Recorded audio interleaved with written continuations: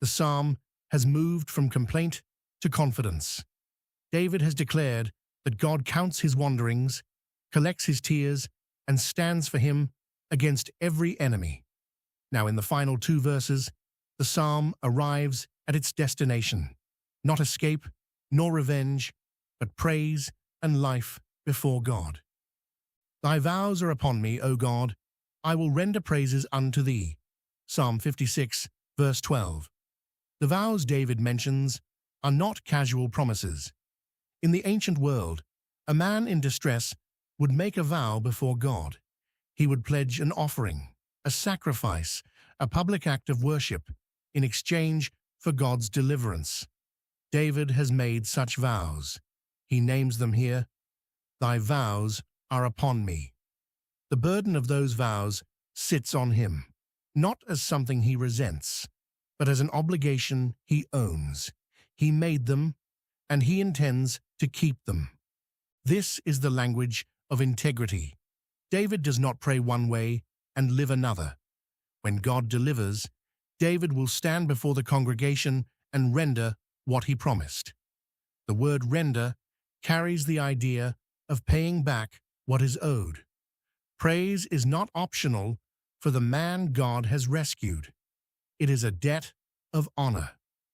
Hannah shows this same spirit in 1 Samuel 1. She vows to give her son back to the Lord if God opens her womb. When Samuel is born, she does not hold back.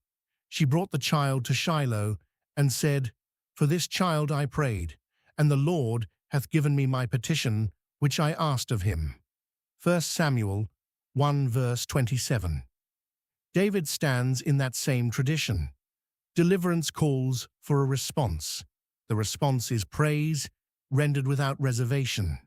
The application is plain. God's people do not receive his mercies in silence.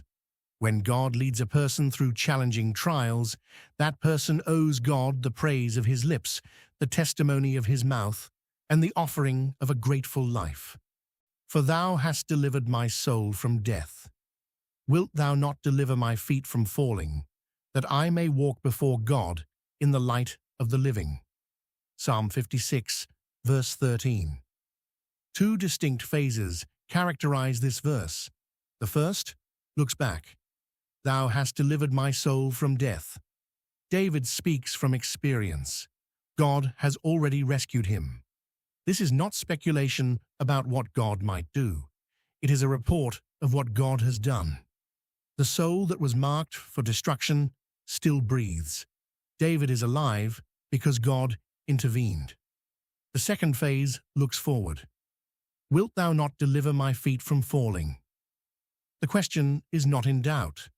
It argues from the lesser to the greater.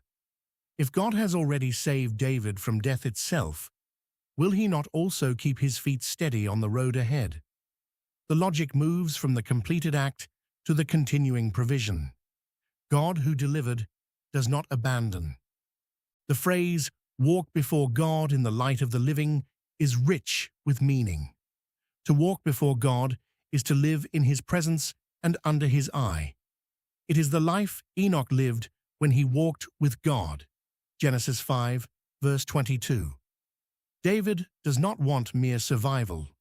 He wants a life lived in the open presence of God, in the light, among the living, doing what God wants him to do. Death would silence that walk. Enemies would cut it short. But God, who has already pulled David back from the edge of death, is the same God who holds the road ahead. The psalm ends not with David looking at his enemies, but with David looking at the path God sets before him, a path walked in light and in the Lord's presence.